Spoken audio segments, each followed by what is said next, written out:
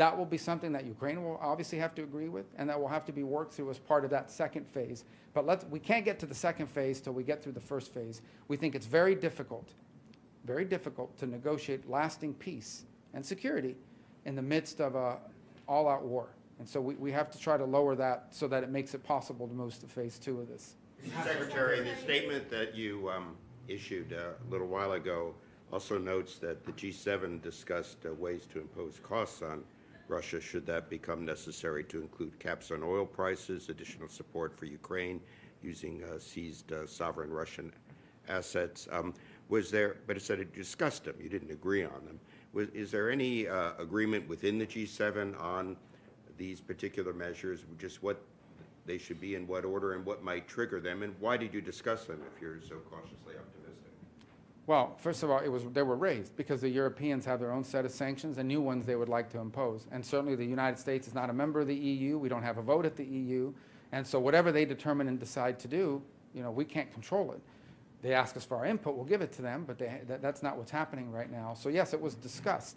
As far as U.S. sanctions are concerned, the President's made clear, the President on 2 occasions in the past week has reminded everybody that the U.S. has these options available to it, but he doesn't want to do that right now because he's in the hopes of attracting people, both sides, to a process where we can negotiate peace. And I'll leave it at that. There really is nothing to add to that at this point. Mr. Secretary, go ahead. Hold on one second. Yes. Reaffirmed unwavering support for Ukraine's territorial integrity, which has been largely absent in various U.S. statements since January 20th.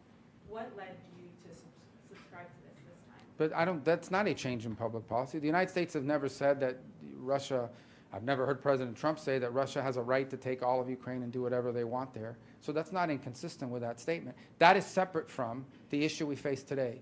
And that is that as it stands today, there is a war going on that has no military solution to it. Neither Russia nor Ukraine can achieve its maximalist military aims. The only way to end this war is through a process of negotiations. Negotiations, be it in business, in commerce, or in punch, involves both sides giving something, both sides making concessions. That's just obvious. I'm not saying, I don't think that should be sort of a news-making statement. That's the reality of any conversations that exist in order to end wars, is that there has to be some level of concessions. What those concessions are remains to be seen. That'll have to be part of the negotiation. But it's not going to be helpful to enter into those negotiations making blanket statements that may give an excuse for one side or the other not to participate in it. So we'll have to get to that stage where these things are discussed, and ultimately both sides, whatever happens, both sides will have to agree to it.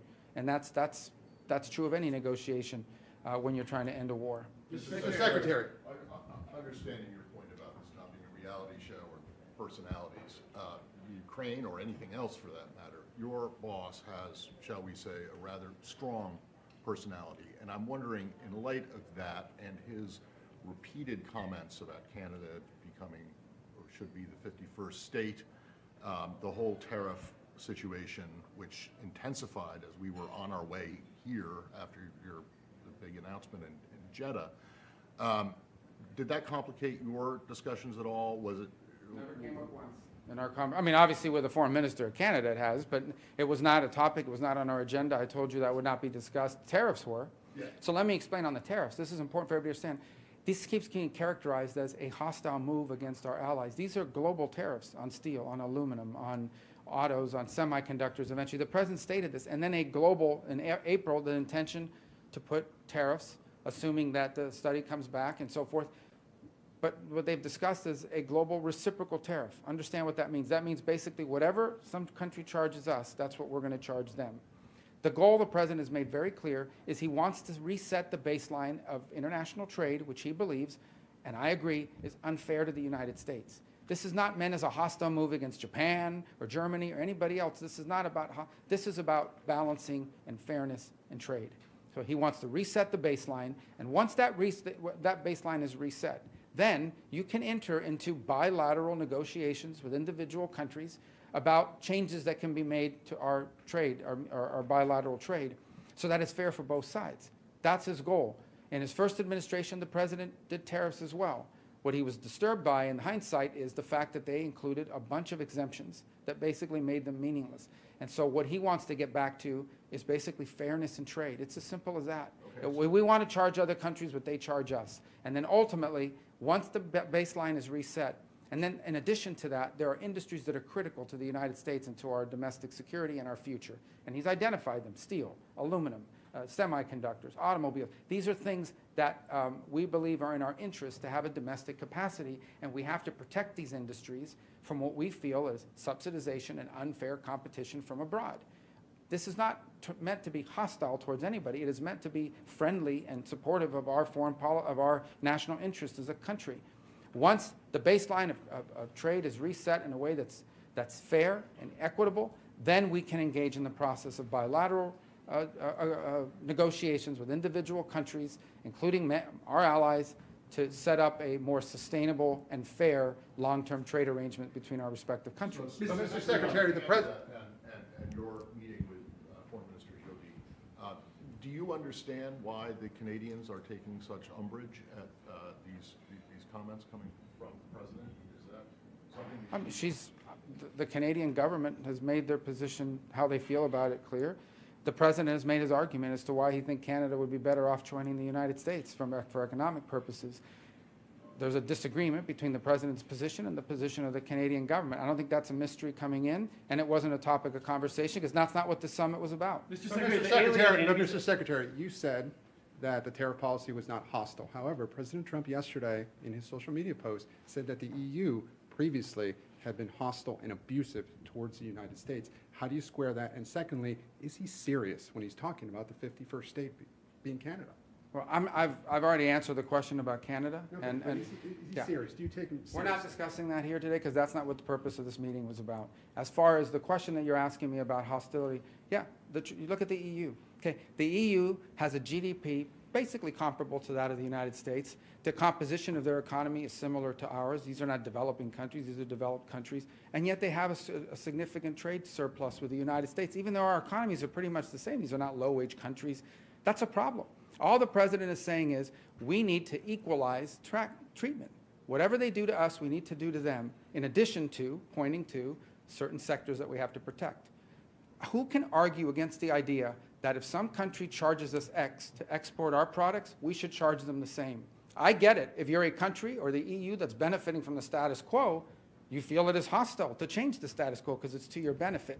The problem is the President of the United States is looking out for the United States, both in national security and in economic relations. We will reset the basis of our trade relationship, and then we can enter into negotiations for something that's enduring and fair to both sides. That's what the President seeks to do, and that's what it begins by resetting, at a reciprocal way, the amount of tariffs we charge one another in our trade relations. Mr. Secretary, I take your 1798. If I can follow up, Mr. Secretary, I know that we're not speaking about Canada becoming the 51st state at this meeting, but I'm asking you now, do you consider what the President has said about Canada becoming the 51st state?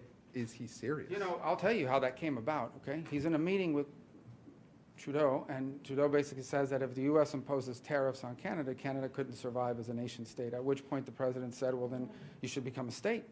And that's where this began. That said, the President has made an argument for why. He says he loves Canada. He says he made an argument for why Canada would be better off joining the United States from an economic perspective and the like. He's made that argument repeatedly, and I think it stands for itself. But is it counterproductive?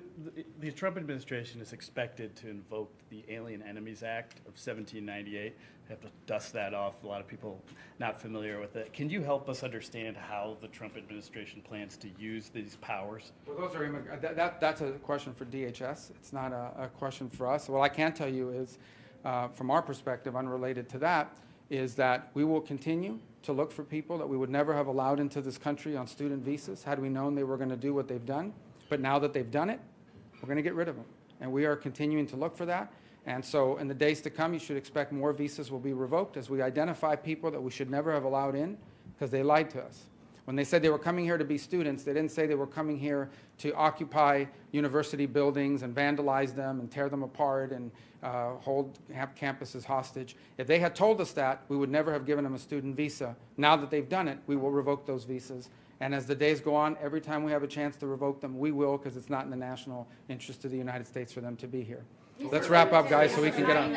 The G7's joint statement has some very strong language on China. Could you please describe the sentiment of the discussion behind closed door? And also, do you have anything on a potential meeting between President Trump and CCP Secretary General Xi Jinping? Will that be in China or in the United States? Thank you. Well, I think the president at some point will meet. They will meet. I don't know when that'll be. I don't believe there are any plans currently for that to happen, but I'm sure it will happen at some point. The president engaged with him in his first term, and I expect he will do so again, and he should. These are the leaders of two big, important, powerful countries, and the leaders of powerful countries, whether they agree on things or not, should communicate for the safety and well-being of the world. As far as the statement is concerned, I think it reflects a growing acknowledgement that the Chinese Communist Party has pursued both economic and foreign policies that allow them to benefit from all the good things about the global order, but ignore all of its responsibilities in ways that leave us in danger of being, not just us, but the broader world, of being overly dependent on China for critical supply chains, for rare earth minerals, for key technologies. In the case of Europe, you'll continue to hear a lot of frustration on their part that Chinese overproduction, for example, of electric vehicles are dumped into their economies. And so guess what they have done? They have imposed tariffs. You know what Canada did? They've imposed tariffs on China as well, because that's what countries do when they feel like they're being treated unfairly in trade and commerce. And we support them in doing that. We think that was the right choice in their regard. And we've imposed tariffs on China as well. All right. Is there an offer? Who had a comment? Rubio, Yes, sir. would the U.S. be open to an agreement with Hamas to get American hostages released separate from the Israeli hostages, like including Adon Alexander? Well, I think our priority always, as the U.S. government, is always that we care about all the hostages. We want all the hostages released. We believe they should all be released. Okay, and that, by the way, we talk about hostages. We're also talking about bodies. Okay, and these trades are being made, and they're ridiculous trades. We're talking about 400 people for 3. These are nuts. And on top of that, you see the condition these people are being released in. So this is think about what we're talking about here. I mean, we're sitting around as the world sort of accepting that it's normal and okay for you to go into a place, kidnap babies, kidnap teenagers, kidnap people that have nothing to do with any wars, that are not soldiers, that are not anything, and taking them and putting them in tunnels for almost a year and a half. And we're acting like if this is a normal exchange, this is a normal thing that happens. This is an outrage. So they should all be released. So I'm not going to comment on what we're going to accept or not accept, other than all of us. The whole world should continue to say that what Hamas has done is outrageous. It's ridiculous. It's sick. It's disgusting. It should never have happened.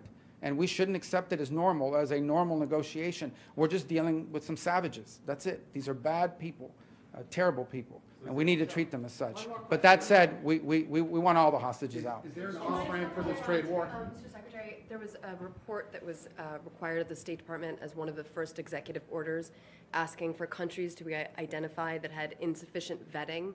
Has that report gone over to the White House yet? I'm sure you mean we had a deadline to meet that. I'm sure we've met the deadline, but I have to take that back, and we can get you an answer for that specifically. Is there an All off-ramp right. for the trade war, Mr. Follow up Secretary? about territorial integrity. About what? Territorial integrity Yeah, for you already Ukraine. asked that, yeah. Yeah, so you said that Ukraine would have to make concessions both sides. So will Russia, right.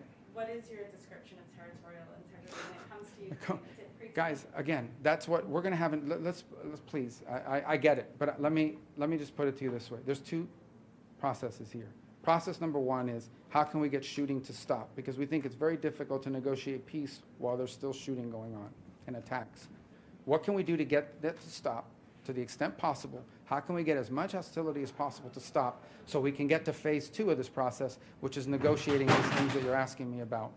I'm just stating the obvious. When people sit down and negotiate an end to wars, there's usually a give and take. What that give and take is depends on the parties that are at the table. We're not going to predetermine anything, but that's what's going to take to end the war. If there's an off-ramp on the trade, it's not about an off-ramp on the trade. There's not a trade war. This is the United States is resetting its trade relations globally, okay, and resetting relations globally to a level of equilibrium, to a level of reciprocity. And then once that's reset, we can then engage in the process of bilateral talks with Japan, with the UK, with France, with Germany, with the EU, whoever, to figure out, okay, how do we reset our trade relations so that it's fair? Because right now it's not fair. It's as simple as that. That president has stated that repeatedly. And so these are the steps that it takes to get us to that point. You can't, if you do it the other way, which is, let's renegotiate. Why would they renegotiate their trade relationship with the United States if the status quo was beneficial to them? Why would someone give up something that's good for them?